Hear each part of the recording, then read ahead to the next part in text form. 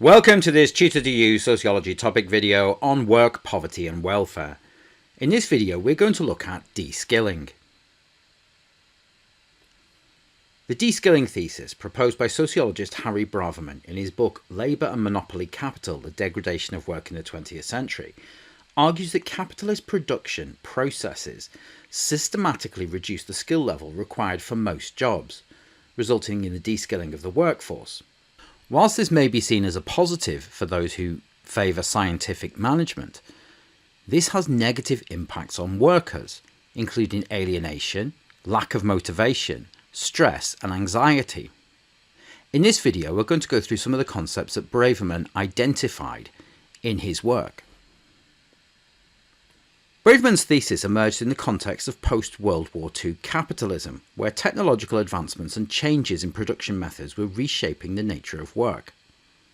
He observed a trend towards the mechanisation, automation and standardisation of labour processes, driven by the imperatives of capitalist production for profit maximisation and cost reduction. De-skilling workers allowed for a reduction in labour costs, and this meant that capitalists could extract higher surplus value from the labour of their employees. One of the key components of Braverman's de-skilling thesis was the division of labour. He identified the division of labour as a key mechanism through which de-skilling occurs. He argued that capitalist enterprises seek to break down complex tasks into simpler, repetitive and routinized operations. This division of labour enables employers to assign specific tasks to workers based upon their limited skills and abilities, reducing the need for extensive training or specialised knowledge of craftspeople. Braverman also highlighted the role of technological rationalisation in de-skilling, where machines and automated systems replaced human labour to perform tasks more efficiently.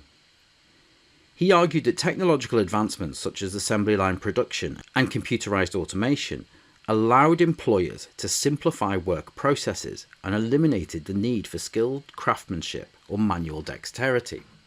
Investment in technology meant that less skilled workers were needed, and this allowed employers to pay lower wages and extract more profit.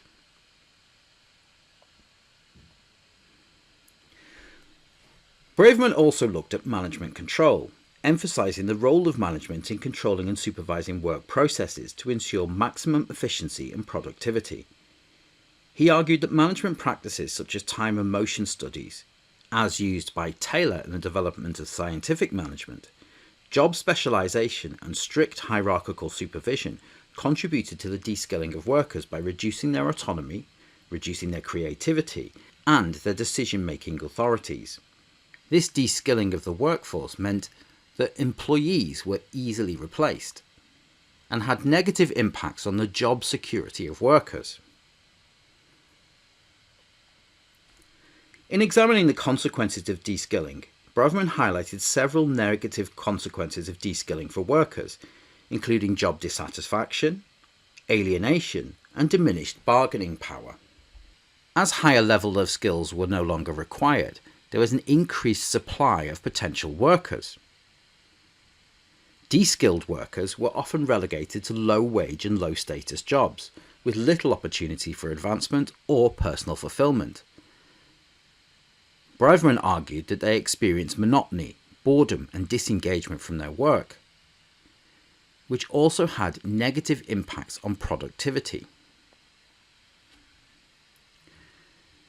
Finally, Braverman looked at the concept of class struggle and capitalist exploitation.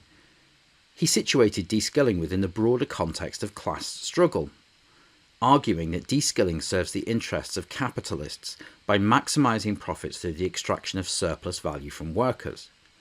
By reducing the skill level required for most jobs, capitalists can increase their control over the labour process, minimise labour costs and intensify the exploitation of workers.